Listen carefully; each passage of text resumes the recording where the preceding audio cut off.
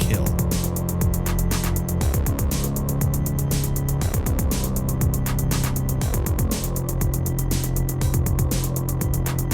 Well, greetings and salutations. It's the day after Thanksgiving, and you know what that means. It's time for Kill by Kill to celebrate Sawsgiving with all of you. That's right, my name is Patrick Hamilton, and usually on this show, we talk about horror characters and the order in which they die on screen.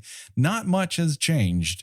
It's just once a year, we like to sit as a family with Billy the Puppet, and a dead guy who was on Architect Digest, and a special guest. And we talk about a Saw movie. This year it's Saw 6. And of course, there's only one person I trust to carve the turkey next to me and not put me into a reverse bear trap. The one, the only, Gina Radcliffe. How are you doing today, Gina?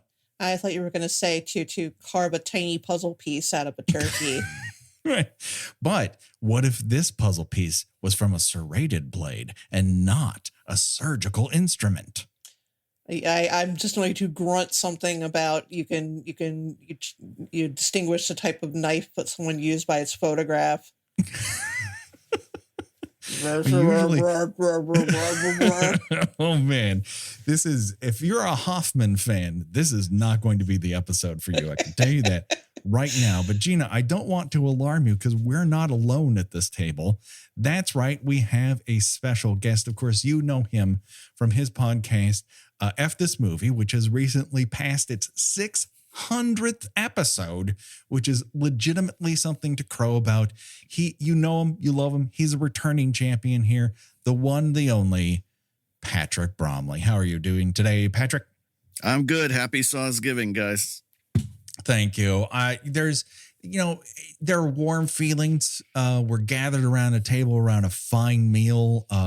The table is full of rusted metal. We're in a cement bunker. It's everything you want in a holiday. We're in an abandoned zoo. That was the thing. About 15 times in my notes, I'm like, where the fuck is all this happening? And then when the reveal is an abandoned zoo underground, where's there an underground zoo, Gina? You got that M. Night Shyamalan Split thing going on, because I think that, if I recall, that took place in an underground zoo.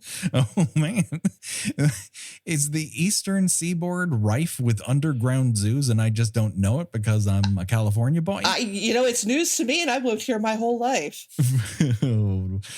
Patrick, you're in the Midwest. It gets colder there, certainly. Chicago, the wind whips off the lake. Do you have, are you guys rife with underground zoos in that locale? Yeah. Animals in the Midwest hate sunshine. So we've decided to put them all underground.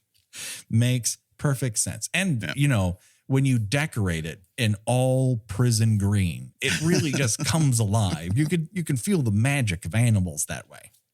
Yeah, one thing I really, really like about the Saw movies is its utter dedication to a puke green and baby poop brown color scheme. They are really giving you those two colors in massive amounts. It just has that like festering wound look down. Right, everything has gangrene. It's rot in real time mixed with brutalism. It's a really interesting thing. Patrick, I know that you like a wide breadth of cinema. I often refer to you as one of the high priests of cinema positivity. You go into a movie expecting to be entertained, and more often than not, you get what you came for, even if it underwhelms you in some way, shape, or form. But what is your relationship to the Saw franchise? Well, Saw 6, oddly enough, was the one that started to swing me back around on the Saw movies, because I bailed after 2 because I was like, oh, these movies are not for me. And I skipped 3, 4, and 5 and then went to see 6 theatrically and found myself kind of enjoying it, and went back and saw all the rest of the Saw movies. And now I would consider myself something of a Saw fan. A Saw-phile, as it were. Okay. Why, Bromley? Why? Because I find that it's like a soap opera with gore. I thought, Okay. like the Planet of the Apes franchise, I find that the longer the franchise goes on, the more batshit crazy it gets, the more deeply invested it gets in its continuity, to the point where now we have to flash back to different types of jigsaw cutouts on a human body. Sure. Just to demonstrate that we love the use of the flashback. Different sizes of Costas Mandylors. Yes, right. And I'm so amused by this franchise's sort of circuitous obsession with continuity. They're not all great. You know, they're not, but I think 6 is one of the better ones, because I think. Well, the funny thing is I did do a little bit of research, and this actually is one of the better regarded ones in the franchise, which I don't know if that's saying a lot, but although to be fair, I have only seen, this is only the third one I have seen. I saw the first one, which is right. It was okay. Yeah, I like that twist. I like that twist at the end. I thought that was pretty clever. Sure, yeah. And then we watched 4 last year for this endeavor, and I'm like, yeah, I'm not getting this. Is doing nothing for me. Yeah, 4 is not great. 5's even worse. Oh no! So you got that to look forward to, guys. Well, we're watching them completely out of order, and the whole point of Sawsgiving is, at least for us, we have no connection to anyone's history or the actual continuity. We're not watching them in order, nor do we care to. We're just once a year plopping ourselves right in the middle of a Saw entry and just trying to swim for land. And I guess the main difference for this one is, at least this takes place in more or less like 3 locales, and is less invested in making sure I understand that one of the cops has a nice relationship with a rat for an entire year, I guess. Well, also, I mean, it relies even heavier on flashbacks than 4 did. I mean, we're still getting flashbacks of when John Kramer's wife loses her baby. Right. You know, John Kramer has been dead for 3 movies now, and he still shows up in at least 3/4 of this movie. Can you imagine the amount of videotapes he had to prepare in he advance? Just has so many videotapes. How do you organize all of that? videotape. I mean, Costas Mandylor in the middle of this movie starts putting photos and typed papers up on a corkboard while people are dying. Like, okay, and this person's already had their rubs crushed. Let's put their photo up on a board. Like, it just feels like so much time is never shown here of him wheelbarrowing individuals into an underground zoo. Like, how long do you think it took for him to transport all of these people to this one location? Yeah, the second you attempt to apply any logic to any one of these movies, they completely crumble, because just the logistics of Billy the Puppet don't make much sense. That John Kramer, this world-renowned architect, dying of cancer, is like, you know what would be cool? If I had a puppet asking people if they want to play a game.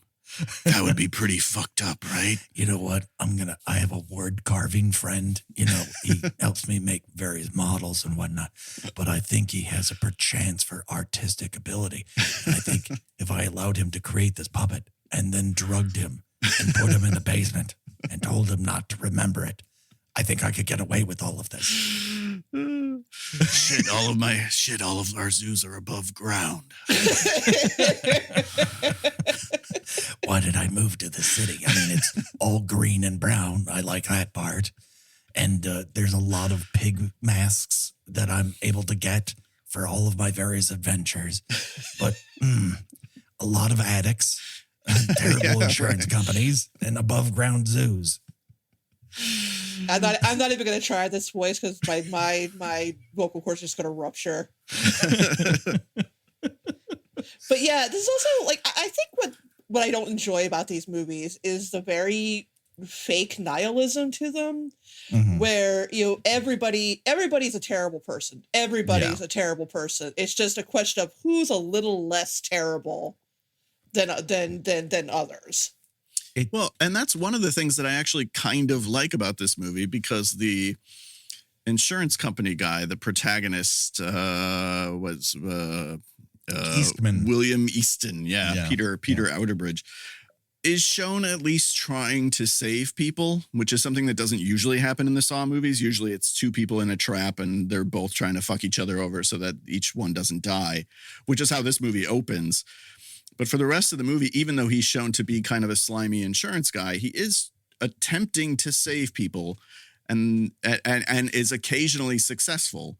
And that's a step up from other Saw movies. Again, if you're watching these completely out of context, then you don't necessarily have that point of comparison. But when you watch them all in order, as I did, like a couple months ago, for some reason, that was a rough week. I don't know why I decided to do that. Oh man, it's been fun around the Bromley household that week. It really was a bad idea, and I got halfway through, and I was like, "No, I gotta finish the old 96er. I gotta, it's nothing but gristle and fat, but I'm gonna finish this thing." It does kind of stand out as having something sort of on its mind. Yeah, I never really thought, oh, Jigsaw is woke. He's into universal health care. He's against the private insurance tax. But it all Canada comes down to work, guys. Why can't we be a little more like Canada? Well, as somebody who has been struggling with who just yesterday just struggled to manage to get down a $40 or $50 prescription to $10, I appreciate that the Jigsaw is a supporter of Medicare for all. Yeah, Jigsaw's looking out for us all. And I kind of like the scenes where he's, shaming this insurance manager. Yeah. As always, Tobin Bell gives way more to these movies than they deserve as far as absolutely. his acting and all. And I mean, he's just really, putting 110%. Whereas Costas Mandylor, maybe negative 5%. Oh my God. It feels like someone giving up in real time. It just, from the moment go, like I didn't enjoy his presence in 4 when we watched that, but in the years since, his suit sizes have only grown and the amount of fucks he has to give has been reduced greatly. What did we call him last year? Did we call him like Officer Hamhock or Detective Hamhock or something? Yes. And it's really gone. I mean, I have a feeling that the makeup people on this particular motion picture were not Costas Mandylor fans. There's many times in which he appears on camera that have various grease streaks across his forehead, and they just roll with it. It's like, hey, man, it's Saw City. This is the way it works here. People are just dirty. Everything is rusted metal. He looks like he's slowly in the process of turning into a Frankenstein's monster. Too slowly. Quite frankly, Gina, I need him to pick up the pace. Because Frankenstein at least is afraid of fire. I don't think that Hoffman has a single emotion beyond seething rage in this entire thing. And seething rage often comes across here as waiting for the camera to run out of film. It's just standing around with a light hitting him going, I kind of remember the words. And at one point, his idea of acting is getting coffee, drinking some coffee, putting it on a desk, picking it back up. Like I don't know what I'm supposed to get out of this, but the movie is bound and determined to make me know that Hoffman is going to drink a sip or two of coffee. God damn it. and that's drama in this. And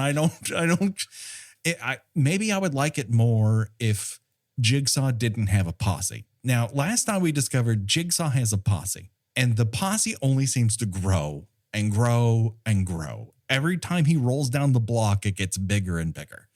And this is the most Jigsaw has a posse movie of anyone that we've seen. Absolutely every other person is in on it or has been in a previous film. It's like Days of Our Lives, only the lady in the cage might end up getting a spike through her head. Yeah, he somehow is able to talk an awful lot of people into agreeing that sometimes killing is good. Well, when you get to the other side and you've participated in hacking off a body part and survived it, you know, you have a sunnier disposition. You can walk down the street with your head held high. And I just, again, this might be his alternative to privatized medicine is if you're sick, I'm going to put you in a reverse bear trap. And if you survive, like, you're going to be so much happier afterwards. I'm not sure that's the healthcare solution I'm looking for either. I mean, maybe I should try that.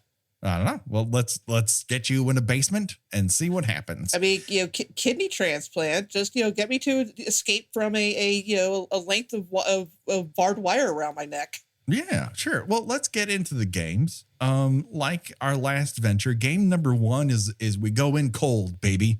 It's 2 people. Apparently, they're bad. I don't know. But at one point it looks like a woman has a bug ring and later it's revealed that the cockroach is just crawling across her hand. And I was like, oh, she's got a bug ring. She's fun, but no. And then Billy the puppet comes on and he says the devices on your head are symbolic. But they are also big things that drive metal screws into your temples. So that's symbolically. No, but actually. Oh, right. I mean, it's symbolic. I mean, I guess if it's symbolic of, having a migraine, sure. I lost the thread of the metaphor, guys. I'm so sorry. I did a lot of this in advance. I'll let you know. And so if it's not quite coming across as symbolic, blame the new guy. So I'd love to tell you more about these 2 characters, but aside from them operating some sort of shady loan operation, we learn 2 things. 1, the guy's name is Eddie, and her name is, at least according to Eddie, Bitch. That's it. That's what we learn. I could tell you something about one of these 2 characters. Sure, do it. The woman is played by Tanedra Howard, who was a contest winner. There was a VH1 reality show called Scream Queens, hosted by James Gunn, or hosted by Shawnee Smith and judged by James Gunn. Yeah. And she won the contest, and her prize was that she got to play a victim in the new Saw movie. Oh, not a professional actor, you say? Well, someone attempting to be a professional actor and using a reality show to get there. She's not going to be the first. She certainly won't be the last. I don't know that it helped her very much because in this hospital scene where Hoffman's like, so like, what did you learn? And she's like, I learned that what we were doing was bad. And then he's like, no, really, what did you learn? She's like, look at my arm. And she's unhinged. Maybe it's the drugs talking. Who knows? But yeah. Casting via reality show, perhaps not the best idea, although I remember watching that show and enjoying it. Yeah, it was a fun show. Yeah. Again, I think anything with Shawnee Smith is elevated because she's another person who seems to know the assignment and deliver. Mm-hmm. Like every time Shawnee Smith shows up in one of these, I'm like, hey, we got a professional unhinged person on hand. She's going to give us all she's got. But sadly, I think in the continuity of this, she's dead. We've never watched her be alive in this, Gina. No, we really haven't. I guess I really haven't seen, well, okay, technically there's the first one. We haven't actually seen Jigsaw live or John Kramer. It's all flashbacks. And we don't even get to see his wang or taint in this one. At least in 4, we got to see balls. His nude corpse, which we got to see in the part 4. Yeah. We got to see the angle of his dangle. Here, he doesn't even have a topless scene. I don't know. It's really cold on this table, guys. It's not an excuse. It's just a fact. Just going to let you know I'm not at full mast. That would be wrong. But also, we could turn up the heat. That would be nice. So they have to chop off a certain amount of body parts. They saw 7. And I was going to like, say, let's do that. very 7-esque. Yes. There's also which I think might be deliberate, because there's also a scene later in the movie where someone uses the phrase "What's in the box." That's very true.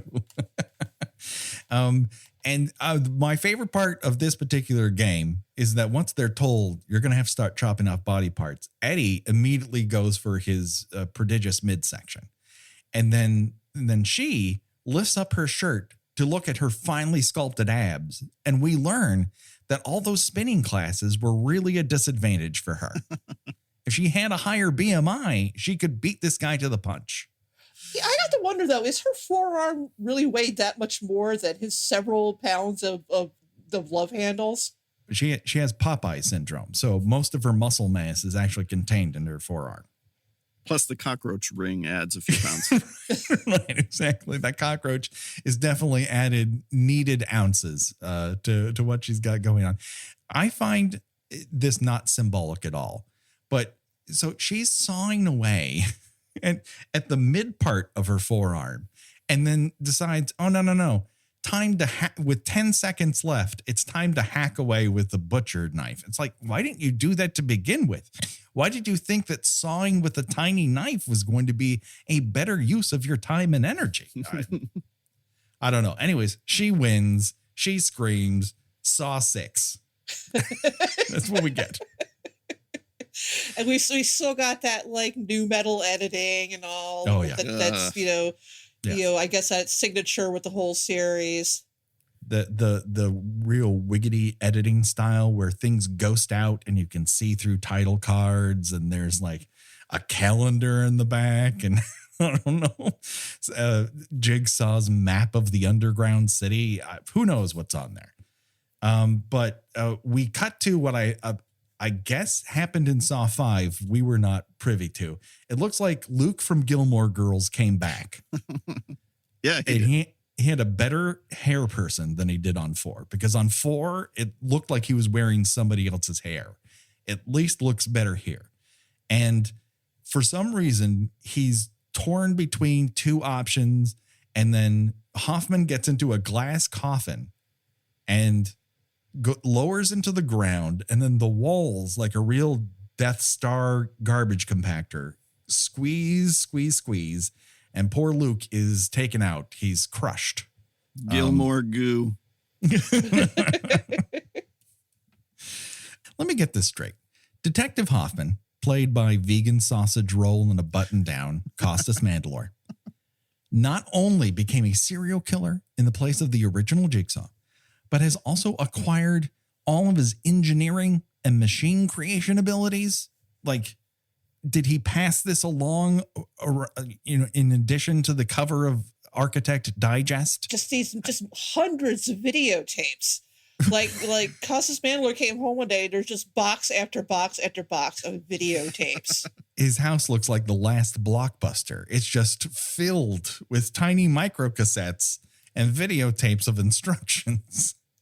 And, blueprints and maps of the city. Oh boy.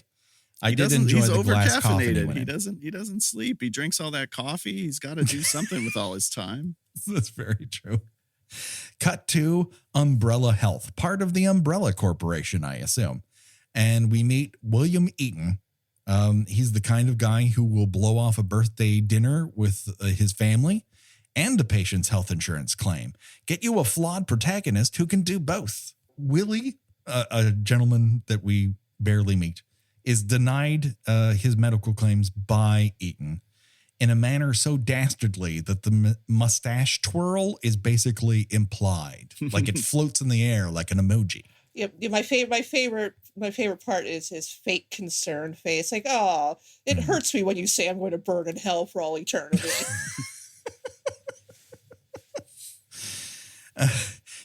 Yes. He seems to think like everyone will understand how I'm going to rip their lives apart when they get the least bit sick.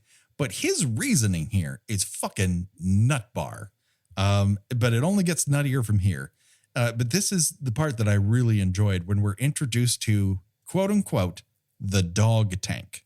Have either of you heard of a dog tank before? That's a new one on me. No. Dogs are not kept in tanks.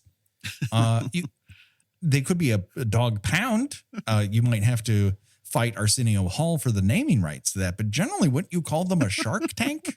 Why call it a dog tank? Anyways, we briefly, I don't know, we barely even see these people. The camera is spinning around so fast. But we also meet Hank. Hank is a janitor. Hank seems fine. I like Hank. He might be my favorite person in the entire movie. But he's still smoking cigarettes. He has a long family history of complicated health problems, so I'm going to squeeze him to death. That also is not cool. That's not cool. No. Who am I fucking supposed to root for? Like, yes, I do want to see a lot of insurance company people be taken apart by crazy death machines, but it's balanced against people who have no business being a part of this at all, and it doesn't make it okay. Jigsaw, take that. I'm going to pump hydrochloric acid into Flo from Progressive. I might also do it to Lily from AT&T. I'm not sure why, but I'm not getting full bars. Are you getting full bars? Fuck it. Let's get all the mascots. Let's get the Noid in here. That one car insurance emu and the guy who wears the sunglasses, you're on notice. Meanwhile, Hoffman is called to the quote unquote pound of flesh crime scene where FBI Director Erickson is there. And he may have been in previous ones. He made no impression on me, but Hoffman seems to know who the fuck he is. Anyways, we learned from this that Hoffman has planted Luke's fingerprints, but look who's back on the case. It's our old pal from Saw 4, Agent Perez. You remember Agent Perez, Gina? Sure. Yes, yeah, absolutely. She got a Billy the Puppet facial. Oh, right. Okay. Also, might not have been the makeup crew's favorite person either. Her scars look like they were applied by maybe not a professional, maybe middle grader. I'm thinking 8th grade. It looks like 8th grade. It's like in maybe HD, they won a contest too. Right. This whole movie is just staffed with contest winners. Yeah. I wouldn't call what Costas Mandylor is doing in this movie sleeping through his performance necessarily, because sleep implies rest. It's more like sleep paralysis with him walking around. I mean, literally the only time he shows any sort of energy is when his character is literally getting like electricity shot through him. Yeah. Just like Frankenstein's monster. Exactly. See, that adds to my theory. Insurance bad, coffee good.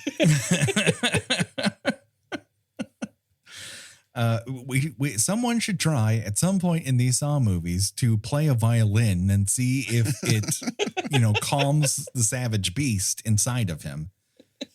We talked about Hoffman's visit to the hospital. And then Jigsaw is going to, we learn in a flashback that Jigsaw is going to name his kid Gideon. This dude loved torture. He just loved torture in all its forms. I will have my revenge on my son too. You think you're so cool just because you understand what TikTok is? Well, go through life with a name, Gideon, asshole. Hey, what time is it? It's Pinot Noir time because Betsy Russell is back as Dr. Jill Tuck. Why she had a different last... Who the fuck knows? My wife has a different last name. Who cares? I love Betsy Russell for a lot of reasons. This movie is not doing her any favors. You know what I mean? It's not helping her. Her character has no character to it. I don't get Dr. Jill Tuck. Yeah, I mean, she basically exists so the audience can sort of eagerly anticipate at what point she's going to snap and turn into a saw. Yeah. Because that's what these people turn into, right? They turn into saws. Yeah, they turn into saws. They turn into regular billies and or puppets. she is looking out her skyscraper window and smiling back to the good times she had with her former husband and serial killer, Jigsaw. We have a flashback within a flashback that in the will, she was left a videotape of John dressed in his black and red cloak. Where did he buy this? This is a come on, now he was rich. He had that custom made for him. I've got a guy downtown. He's great with clothes. Now I'm going to have him make a tiny version of this for Billy because he's got to look fly. And then I need several versions for me, because you can't take this to the laundromat. And a little baby one for Gideon. Yeah. So God. Gideon's little saw robe. Oh, come on. You can do it. Get on that tricycle. A puppet can ride this. Gideon, come on. Just running alongside of it. So in John's will, Jill was, there's so many J names. She was given a giant box filled with numbered envelopes. And how did the police not have access to this? I don't think left in the will makes something immune from a federal search warrant. You know what I mean? Especially like in a serial killer case. Yes. Yes. If she's getting a box from a guy who obviously boxes meant a lot to him, like he has a lot of boxes in his repertoire, like you want to look at that. You want to see that. But no, it contains a brown envelope with a big something or other in it. And 6 numbered envelopes, and she takes 5 and she hands them off to Costas Mandylor like, this is your fucking problem. And then Jill goes back to looking out the window, and we learn that she owns a bone lamp. That's cool. I mean, Patrick, you're a big Texas Chainsaw Massacre fan. This had to warm the cockles of your heart, right? Any kind of bone furniture, gets me very excited. I mean, yes, she doesn't have like chicken feathers all over the ground and, rotting grandpas, but maybe later in the franchise we get there. Who knows? We cut to the clinic that Torture built. Dr. Tuck has one piece of art on her office wall, and it's made to look up like an inspiration style piece that uplifts everyone who reads it with one simple message. Driving on drugs is a crime. Don't do it. So there you go, kids. If you're like, hey, there's no redeeming factor to Saw 6. Yes, there is. Driving on drugs is a crime. Don't do it. Right up there with don't play handball. Don't play handball in the hallway. What we learned from Friday the 13th, part 5. I personally would have gone with a kitten holding on to a wall that says hang on, and below him is rotating saw blades. I mean, would have been more on theme for me. I like doctors' offices with kitten photographs. Bromley, what was the last time you watched A Nightmare on Elm Street? The original? Yeah. A year ago, maybe. That's right, because you're doing the Craven podcast. Yes. That I'm listening to. Yes. So I don't remember in that episode if you guys noticed that inside the sleep analysis office, in the background, there's a poster of a cat wearing a Hawaiian shirt on a tiny cat-sized trolley car in San Francisco. I definitely did not notice this. You need to go back and watch it, because when we noticed it, it broke our brains. I don't know what kind of professional office this is. I really don't know. And there's also a werewolf who has a really thick ass. There's a lot of stuff in that office wall. It's a lot more entertaining to watch as a result, and Saw 6 lacks some of this je ne sais quoi. I don't know. Saw 6 has a message. Sure. I was going to drive on drugs, but Dr. Tuck's sign made me think twice. Speaking of drugs, now part of this is that Jigsaw in his many forms, when it's like 4 people, it's understandable that you can drag 20 people drugged into one location. where is Hoffman getting all of these drugs? I mean, they really don't really show the practicalities of building these traps, where he's getting these like syringes full of sedatives to kidnap people, or how he's even getting these people like transported from where he captures them to the various places where these traps are built. We're just never shown that. Well, we do know that he's using wheelbarrows because the one guy in the flashback to Saw 3, I guess, is he's got a guy in a wheelbarrow. And when he dumps him out, John is like, hey, that's a real human being. Like, wait, what? Whoa. I'm getting lectures on how to treat people from the guy who puts them in reverse bear tramps. I'm getting a lecture from that guy. Well, he's a perfectionist. God. And then we get to, as part of this flashback, we get this really huge monologue from Tobin Bell, where he's talking about, listen, mediation in addiction medicine doesn't work. It's you get a lot of real I did my own research vibes out of him in the scene. And I was not a fan. I don't want to hear this serial torturer's ideas about methadone. That is not okay. I don't need it. He has a lot to say about a lot of things. He really does. I mean, this might be the most he's spoken. I mean, it's definitely the most he's spoken in any movie we've watched, Gina. That's for sure. Other than Hannibal Lecter, is he our most talky serial killer? Yeah. Yes. Bromley, I'm looking to you for help here, because I'm really wondering if we have a more talkative horror icon than Jigsaw. He's got monologues on monologues. Yeah, I can't think of anyone. I mean, I know you guys reviewed the Wishmaster series, and he's a little talky. He is a little talky. We have not quite reached Wishmaster levels. Oh, you're in for a treat when you get there. I will absolutely have you back, because if we're having fun, doing Tobin Bell impressions, just wait till we get the Wishmaster. Well, the thing about this is, let us point out again, this character died 3 movies ago. Mm-hmm. And somehow he is talking more than ever.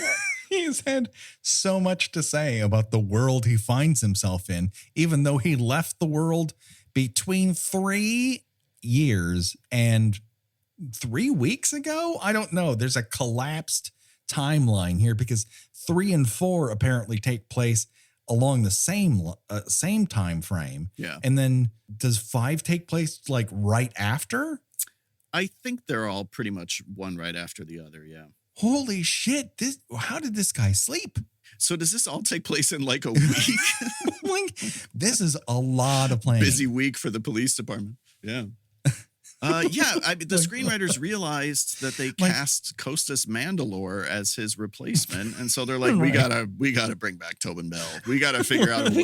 We gotta have somebody who can manage dialogue. Yeah, like someone who can, maybe button up his shirt all the way. Like, let's try that.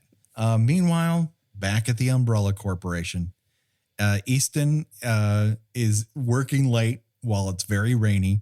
He notices a shadowy figure roaming the hallways with their gun drawn, decides to pull out his own weapon from his desk, because you need that as an insurance executive, and then manages to kill an insurance security guard for the building. Ooh, also, why was that security guard walking around with his gun drawn? Why? Because of the intruder. He was following the intruder. He tried to. Oh, okay. He did actually warn him that there's a saw right behind you. Oh, you know what? All right. You know what? When I'm wrong, I'm wrong. This movie is airtight. That gets another star from me. Yeah. Be sure to add it. You were warning people that you were watching this and on Twitter last night, Gina, and you gave it a rating of around 1.5 stars, but you had rated a movie that we're going to cover next week, Strip to Kill, a star. And I have to assume The difference is you weighed Costas Mandylor a half a star better than Greg Evigan. No, it's actually the reverse. I rated Saw 6 a star and Strip to Kill a star and a half, but that half is that half a star is only because I found the other strippers rather likable as characters. Oh, that's true. I could live in their backstage all the time. They're a delight, even though that snake should pee somewhere specific instead of people's clothes. It's a snake. What are you going to tell them? That's a preview of next week. We're watching Strip to Kill, everybody. Okay. So Easton goes sleepy time night, and then wakes up because like Jigsaw has the largest supply of sleeping drugs of any man, woman, or company on earth. And he's got a oxygen mask on his face and explosives attached to the end of all 4 of his limbs. I like that Jigsaw even thought to make a little instructional video on what's going to happen if those explosive charges go off. It's like, I think I could probably guess that myself, Jigsaw. Thank you.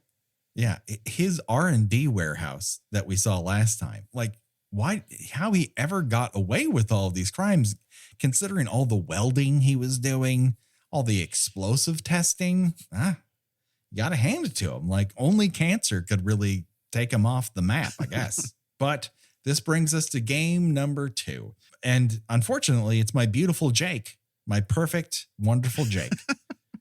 He's too pure. He's too pure and beautiful for your game, John. But for every breath they take and every move they make, Jigsaw will be watching you and crushing your ribcage. So the goal here is to hold your breath longer than the other person. Of course, Jake is at a disadvantage for this because he is a lifelong smoker. It's been too long since I watched a 52-year-old man pee his pants in pain. So thank goodness Saw 6 was here as a old middle-aged man peeing his pants delivery system for us all. Well, they're trying to go for realism. Why start with pee? Why does it have to be pee? It's just a thing that I'm into. With these satanic Rube Goldberg traps. Listen, after I die, I have a lot of videotapes, but I also want you to erase my search history. Okay? I don't want anyone involved. No. Google Chrome erased. Safari erased. The only thing that could take me down is cancer or kink shaming. Do you want to play a game? A wet game? Why? You've gone too far. It's a little thing I like to call water sports. Now, here's where we start. So anyways, Eaton, manages to hold his breath longer than Jake. He gets a little rib crushy. And he also discovers that he has a large incision on his left side. And I'd kind of hoped that maybe Hoffman had performed full bore surgery on him and removed a vital organ and given it to somebody who was in need. But no, Hoffman's too busy. He's dragging 1,400 unconscious bodies to this underground zoo. And just handily murdering 3 cops. I mean, I haven't really shared this on the podcast. I've had to lose weight. So I've lost over the course of this year about 50 pounds. And that's a nice thing. I needed to do it. It wasn't just an aesthetic thing. But I think I would have really done that a lot faster if, say, I had to haul around 14 unconscious people into an underground zoo. You know what I mean? Why didn't you? I don't know, because Los Angeles doesn't have underground zoos. I don't even have a basement. Like, we don't need to go underground here. It's kind of a surface level city. You know what I mean? I mean, you live in a major city. You could just haul people around in wheelbarrows. No one's going to look at you. It's true. You know what? You're right, Gina. And you're right. I guess nobody notices in Saw City, USA, Canada either. But now we cut to a different part of this underground maze where a wife and son, unnamed, but we assume at this point to be Eaton's wife and son, because just the connectivity of montage, right? But they are in a separate room with a sprinkler system that is filled with acid and a switch that says die and live. And I'm sure that will never come into play for the rest of the movie. I'm sure it's just a one-off thing that we'll forget and will never be brought back up again. Nope, not at all. Cut to a reporter by the name of Jenkins. No one here has first names. They're all last name people in Saw City.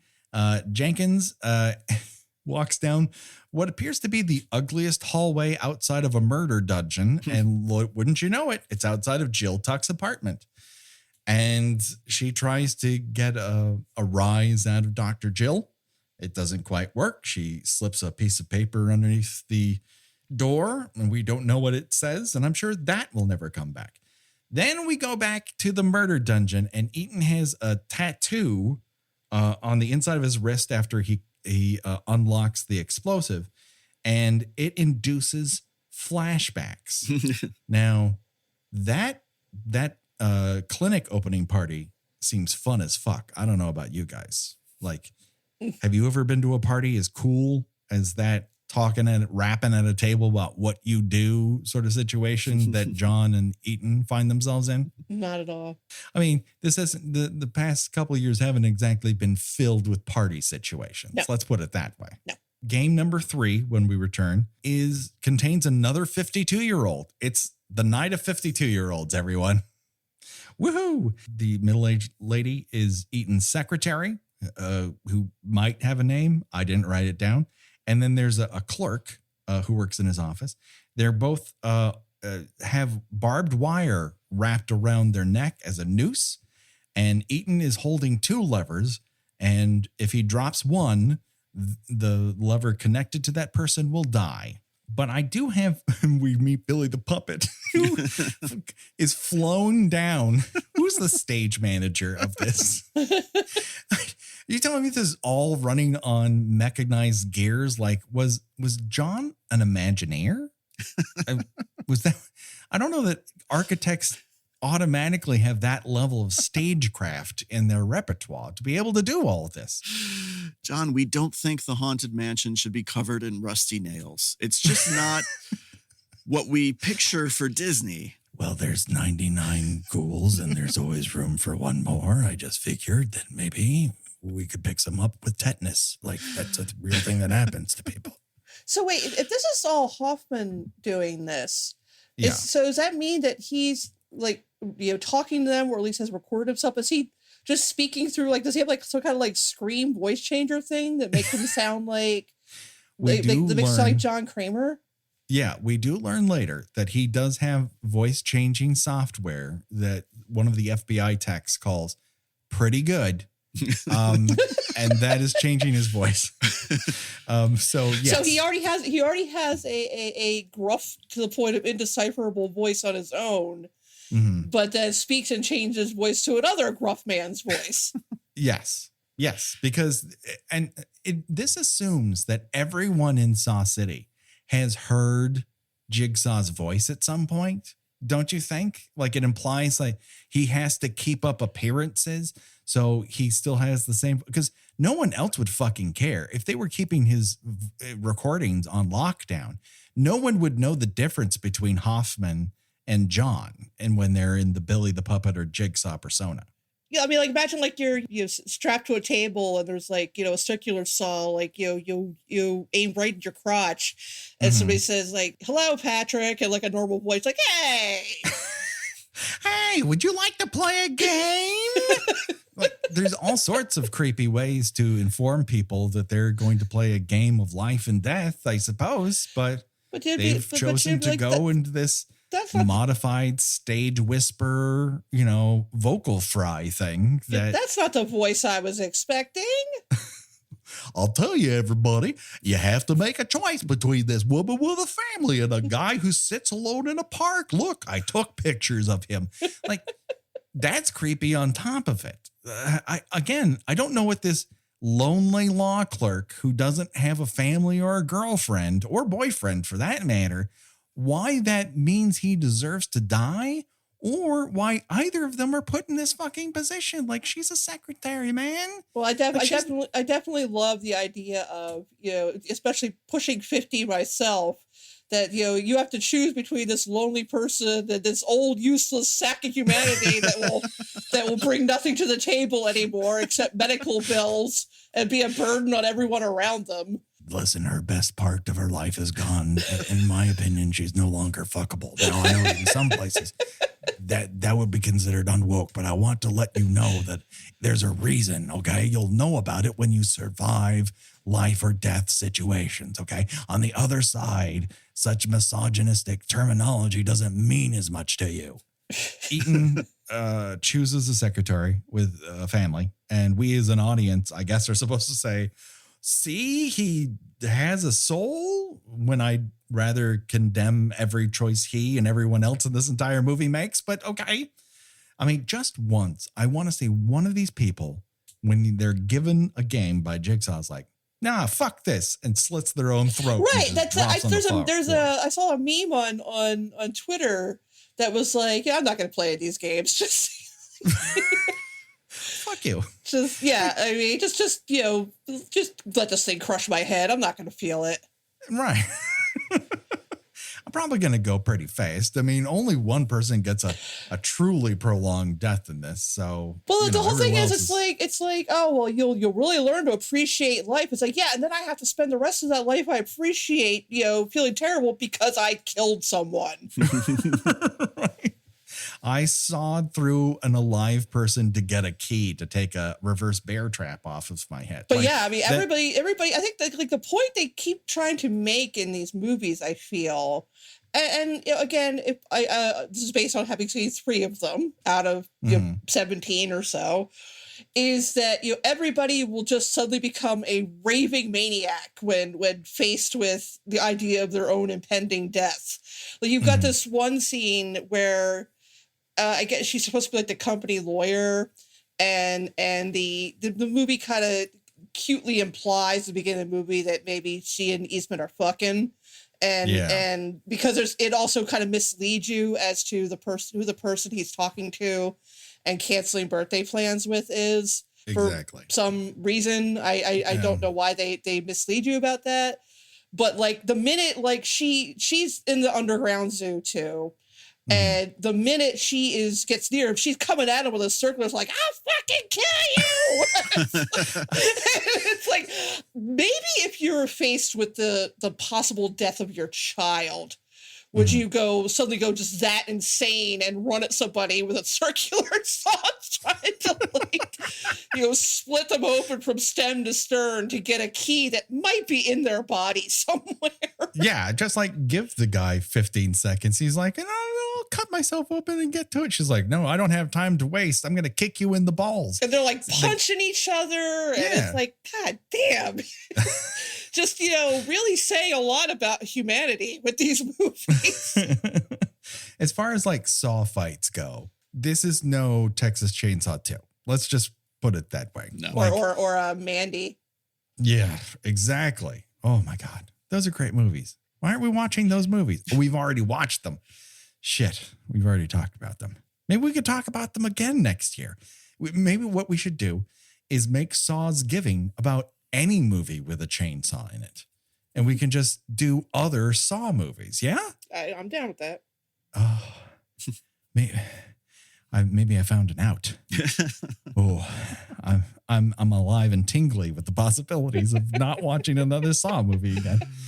Wait, guys, what about me? Oh, John, I'm sorry. This isn't personal, John. You're supposed to be dead. Rest in peace, my God. But I'm on all these videotapes. But John, here's the deal. Like, our podcast started years after you had already passed away from cancer. And I think maybe a gunshot to the head on top of it. Like, how are you aware of our show? Shit.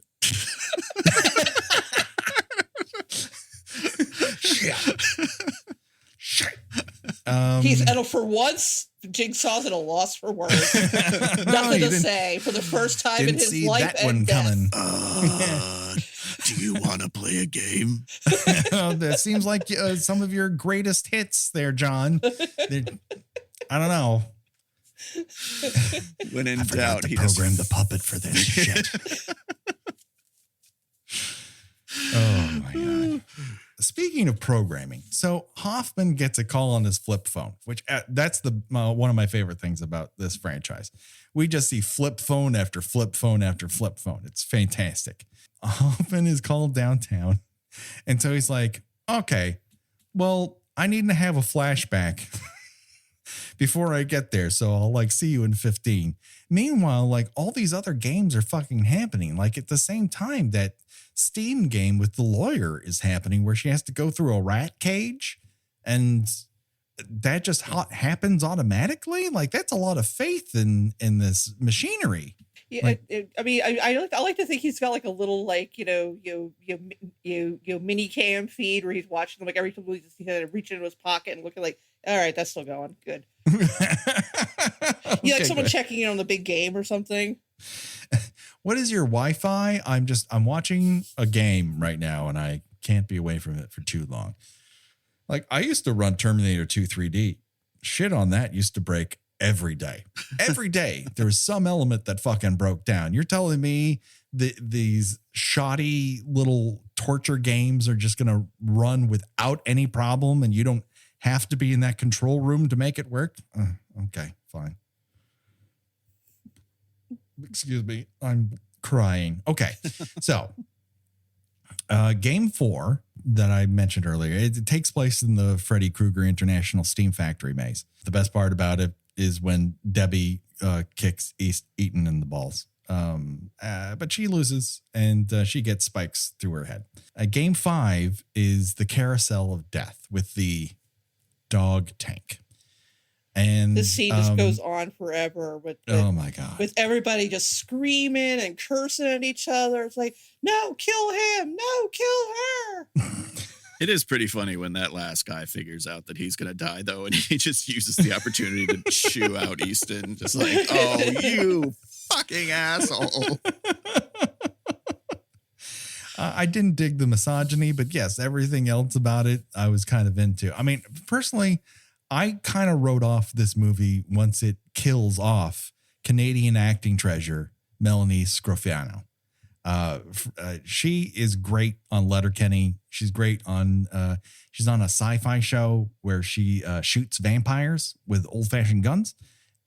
She's fucking great. Anything that Melanie Scrofano in is good, with the exception of Saw 6. This movie sucks.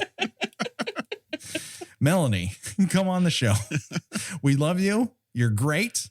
Don't do any Saw movies. That this is everyone's got to eat. I forgive you. I forgive everyone else. But just there's so many great Canadians that could have been killed. Not her. She deserves to live. Eddie Winslow is on the merry-go-round. Yes, he was. Yes, he was. Yes. That's why Jigsaw says, oopsie, did I do that?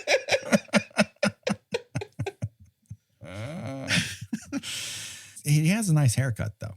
It's a really good haircut. It's a requirement for being part of the dog tank. So, yes, it was after this that the real bomb of the entire movie drops and that we're in the underground lair of a zoo. Like, come on. Oh, my God. Like, did he scout the entire city? Like, why is so much of this town underground lairs? This town never has sunlight. You definitely don't see it. I mean, I think they're doing a lot of, they don't like to film on locations. Let's put it that way. Every time they cut away to Hoffman and company, the entire movie grinds to a absolute halt. I just don't care if he's caught. I don't care if he gets away with it. And this is the scene that has the largest amount of coffee cup acting I've ever seen in my entire life. He just walks into the room, approaches the coffee machine, doesn't get it, gets coffee, sips it, puts it down, and it keeps cutting back to him like, ooh, what's happening next with the coffee? And we never find out. But the software lady from the FBI who thinks that the voice disguising software is quote unquote pretty good. She figures out a way to take all of that off. And it's, of course, Hoffman is Jigsaw 2.0 or 3.0. I don't really know what version of Jigsaw he is because we've only watched 3 of these things. But he responds to this information the way you thought he would, by killing everyone in the room without any gloves on, just fucking touching everything. This guy should be caught in like 5 minutes. But he also has like a dead man's hand. Just in storage that he carefully uses to put that fingerprint on everything. He has Luke from Gilmore Girls' frozen hand, and he touches everything that he's already touched, by the way. I like when he walks out and then casually strolls back in with a thing of gasoline that he's acquired somewhere, because police stations just have random jugs of gasoline sitting around. I guess they're in the evidence room or something. Yeah, well, he's driving around with it. I mean, between this and Strip to Kill, which people have not listened to, but we've already recorded, the magical cans of gasoline are getting a lot of play on Kill by Kill, baby. It's the year of the magical can of gas. Hoffman uses the coffee, though. He throws it in Perez's face. That is very true. It does lead somewhere. I'm telling you, this movie is airtight, wound like a clock. It seems like it's Jigsaw 3, Patrick 0, huh? Think you're a big man, Hamilton, huh? Okay, well, it seems like a lot of coffee's been thrown back in your face, asshole. Kiss Billy the puppet's ass. So, in a flashback, in the middle of this murder spree, we go back to the wall of squish, and Hoffman sees that the only thing left unsquished of Luke from Gilmore Girls is his hand that's clutching the metal cage. And he then uses pliers to open up the fingers. How long has this been? That's not how rictus works. That's not how anything works. Just pull the fucking hand off. You're like, no, I got to bend these fingers back. No, lift it up and pull it through. Jigsaw taught him that there's not anything worth doing if you can't overly complicate it. Yeah. So, yeah, that dead hand's been doing a lot of work. So, yeah, he uses it to cover his own tracks. But we cut to Jill Tuck arriving at Jigsaw HQ with a Birkin bag under her arm. Like, did she arrive with wine and cheese? Like, she's brought groceries. And then meanwhile, Eaton's like running through this maze underground, and he passes yet another clock. And this is a question I have for both of you. How many Lowe's did Hoffman have to go to find that many countdown clocks? And why didn't that set off alarms? All of them. Hey, Jimmy, how many clocks do we have? Maybe 20. Well, this detective wants all of them.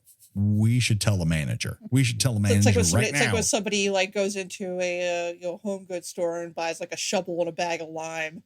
It's like that should just raise alarms. I think one thing I really loved about one of my favorite moments in Halloween is when Laurie and Annie run into Sheriff Brackett, and he's like, "Oh yeah, someone broke into the hardware store. They just took some masks and a knife." Oh, is that all? I won't worry then. What would someone do with a mask to hide their identity and a knife? I don't really understand where that goes. Yeah, how about some rope? Do they take some rope too? Listen, guys, evil dies tonight.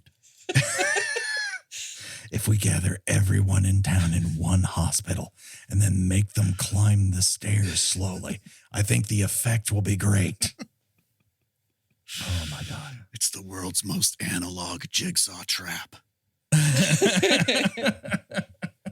All we need is a guy who's obviously in mental distress and herd him into one hallway and then have him leap off but not hit a news van on the way down. That Screams thing, okay?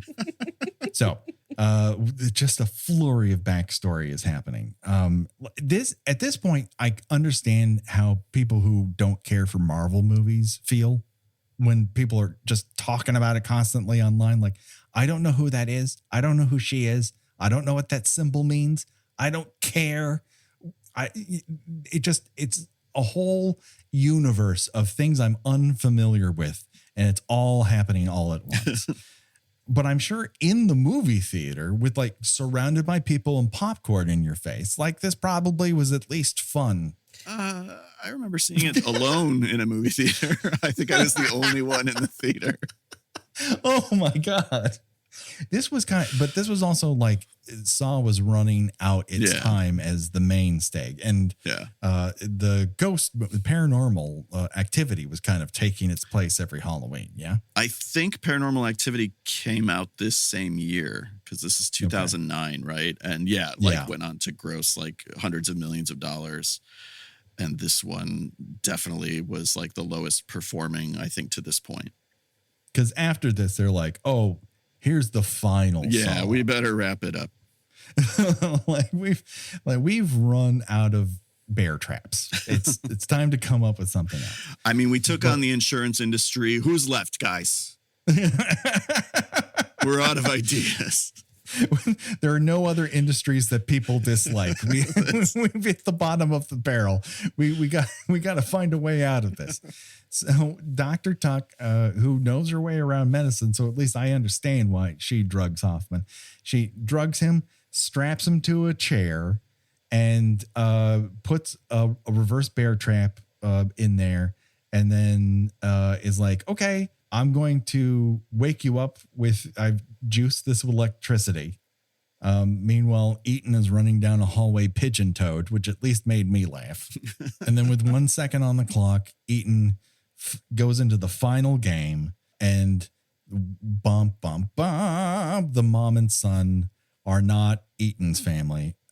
Actually, the reporter is Eaton's family, his sister. And it turns out that the mom and son are actually part of the family of the guy who was kicked off his insurance because he had a cyst in his jaw. And somehow they recognize him, which is, I don't know how they would have known who he was. I guess they're implying that this moment was seared in their memories because... Yeah, but they weren't there. No, it shows them in the waiting room. Oh, were they? Oh, yeah. Okay. Yeah. All right. Now, see, he opens the door and they're there. That's Jigsaw 3, Gina 0. Who's the observer now, Gina?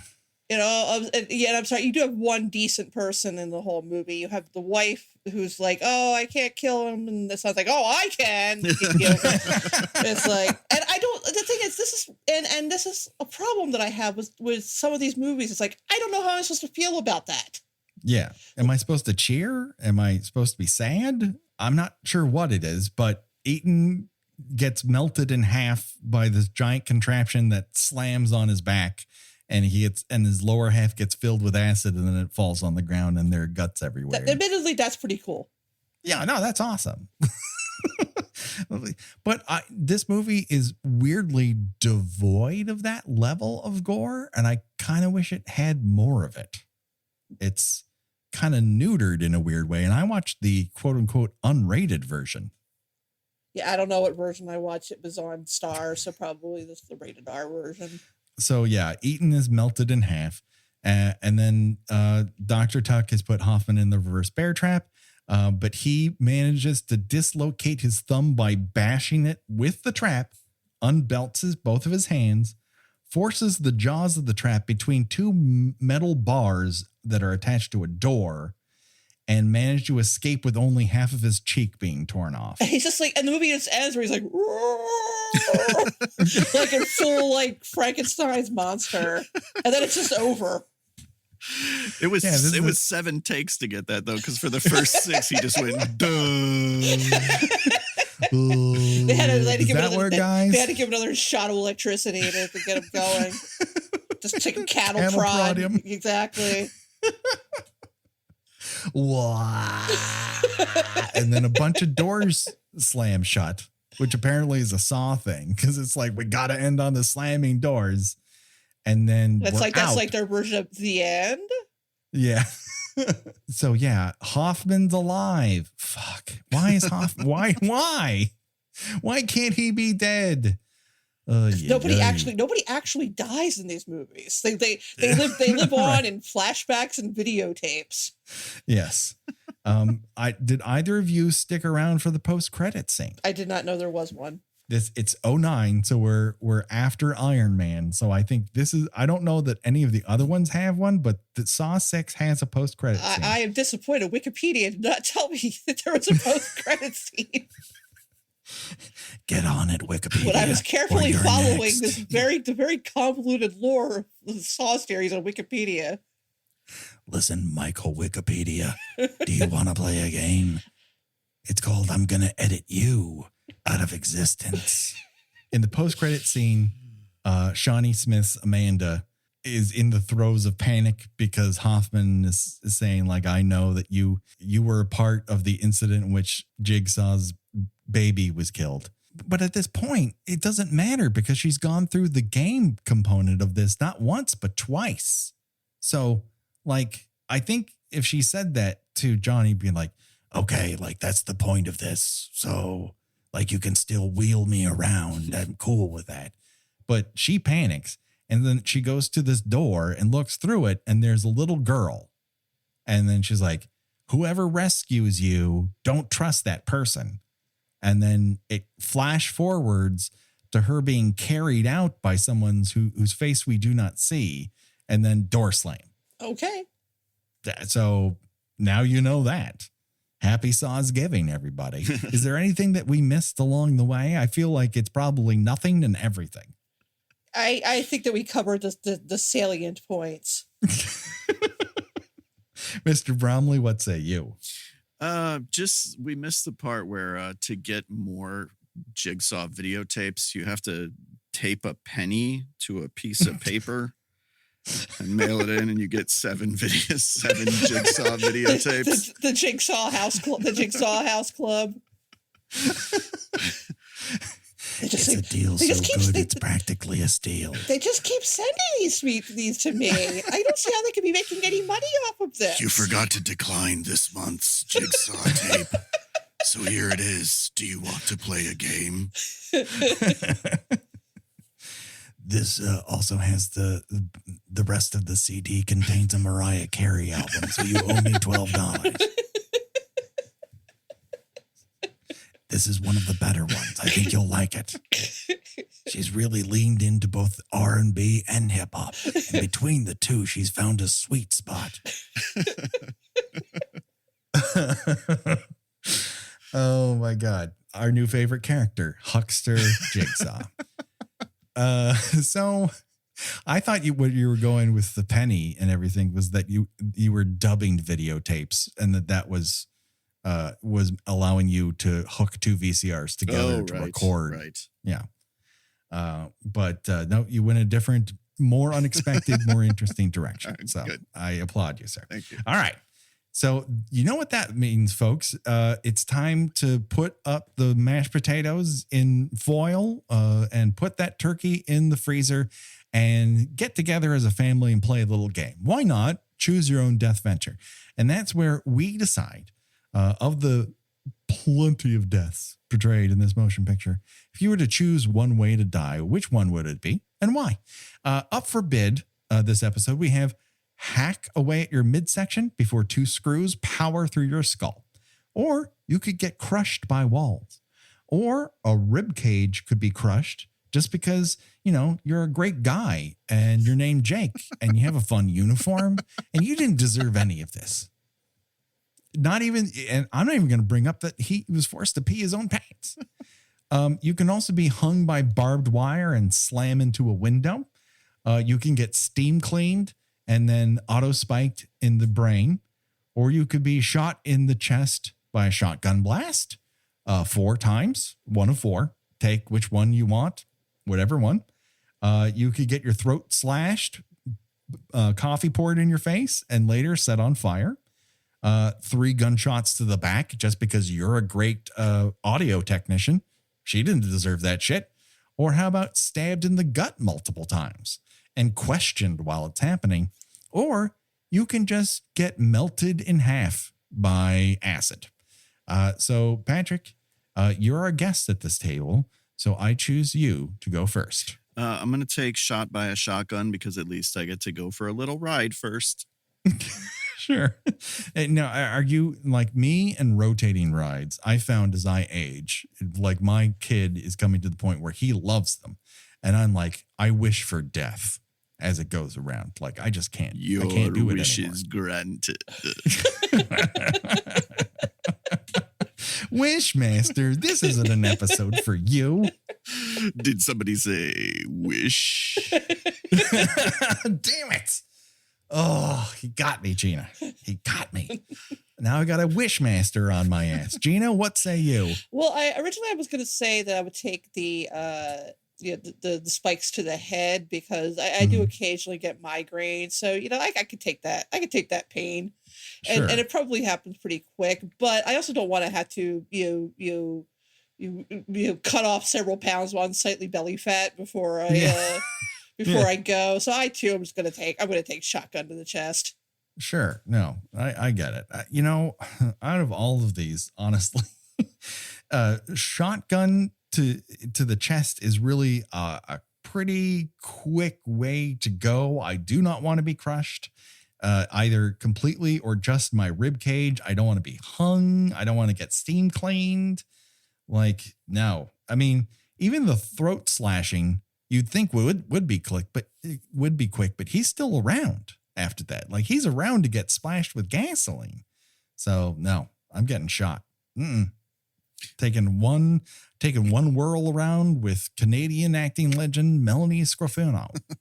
Plus, if you get your throat slashed, the last thing you have to see is Costas Mandylor. Yeah, really. Like, who wants that mug to be the last thing you see? I mean, honestly. I told you not to mess with me. Like, oh my God. Just he has such fucking Eeyore energy. It's just I can't. Just a ham in a suit. and not the kind of ham this movie needs. No, I wish it was hammier. I wish he was unhinged. Instead, it's just like the most alive he is when he's drinking coffee. It's not for me. I do not care for it. Before we go, of course, Patrick, where can people read and hear and listen to what you're doing right now? At fthismovie.com and the F This Movie podcast that comes out every Wednesday. Yeah. Great stuff. Listen to it. You had an episode this past week on Antitrust, the movie that seemingly doesn't exist. And yet, yeah, I was like, you know what? I did like that fucking movie. No. Well, okay. I like the ladies in that movie, if I'm being honest. 2001 was a very different time. It was a hot cast. Sure. You know what I mean? Sure, yeah. Like, there's some eye candy in that bad boy. Ryan Phillippe. Hey now. And his tight curls. Yeah. And plus Craven. Yes. Also, which it has a sporadic schedule, but it's typically once a month. Yeah, it's basically once a month. We have an episode coming out the week of Thanksgiving. So it's out this week on The People Under the Stairs. Oh, great movie. Yes, it Fantastic. is. Yeah. Yeah, that's what you want to listen to on Thanksgiving, not this bullshit. All right, Gina, where can people find you on these here internets? I write about television and movies at thespool.net. I also appear in a monthly podcast called White Ladies in Crisis. This past month, we covered the 86 thriller Black Widow, and upcoming episodes are going to be on Ghost and In the Cut. So look for that. And I am on Twitter under Gina Does Things, Gena Does Things. Do it today. People, check out, our socials. Please rate and review us on Audible. We barely have any reviews on Podchaser. That's another place. On Apple, wherever you get podcasts, you can review us, and that helps us be seen and heard by more people. You want to wear us on your chest? I can tell you how. We have right now perhaps the pinnacle of t-shirt technology, and that is Jigsaw has a posse. And we also have a Choose Your Own Deathventure shirt that people seem to really like. It's great stuff in the style of Choose Your Own Adventure books. It looks fantastic. There's Mikey on there. I mean, who doesn't like to see Mikey in his baseball bat? Cute little tyke. He knows how to do a Thanksgiving dinner. He created one and put 3 fucking corpses at that table. He's 10 years old. And so that just about does it for us. But don't worry, folks. Next week, Kill by Kill After Dark. I already spoiled it. It's Stripped to Kill. It's a wild fucking ride. And of course, we'll be back the week after that with more Kill by Kill. Don't worry, folks. The body count will continue. For myself and for Gina and for Patrick, happy Sawsgiving, everyone. Gobble, gobble.